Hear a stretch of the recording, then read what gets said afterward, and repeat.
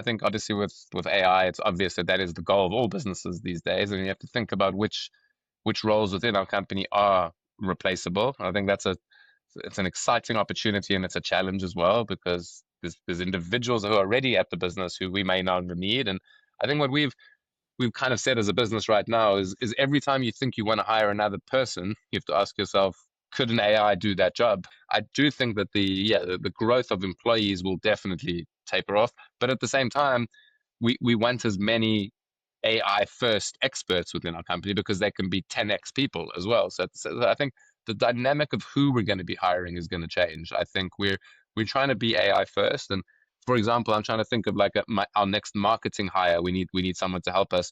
We actually even said like maybe the person doesn't need had to have any marketing experience. Strangely enough, practitioner of these AI tools and these agents, and they are really good at that. They can probably create more value than an old school marketing person who has no idea. So I think the dynamic of the people within the organization is going to change. I think right now sales hasn't been replaced. I mean, there's a lot of agent stuff happening at the kind of the outbound side of things, but I think people still want to speak to humans to close deals. So I think our sales team is going to keep growing as it has.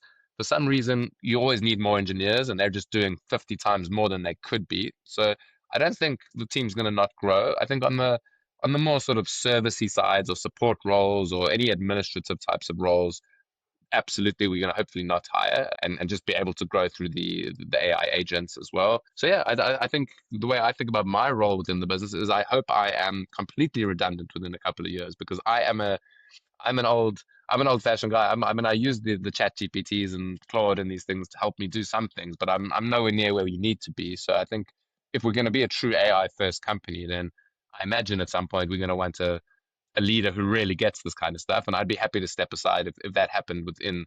I wouldn't ever leave. I wouldn't ever leave. I mean, I'd stay involved in the business. I still do sales calls voluntarily. I always want to be talking to clients and understanding what their pains are and what they're doing. But I think when it comes to the way businesses are going to be run in the future, I'm learning and I'm going, but I potentially am not necessarily the right person. And I'd be totally fine with that if that's the case. Like I said, I'd always stay.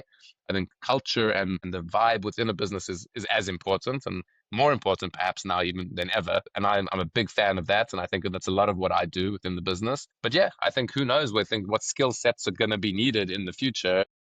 So we're going to see a very different workplace. I think everyone's going to come in with little work, little guys that work for them, these little agents that work for them that aren't humans. And it's going to change the dynamics. I'm Hmm. excited because I think it's a huge opportunity for business, but how it's going to change the sort of social dynamic within businesses is going to be very interesting because a lot of these guys who love technology are, they're a certain type of person. Back in when you had these marketing people and the client success people, they were kind of, I would say, different types. So you had more of a diversity within the business. Now it is a bit worrying if everyone's just going to be heads down, sort of technology nerds who kind of know how to play with AI. So that's going to be interesting to see as well.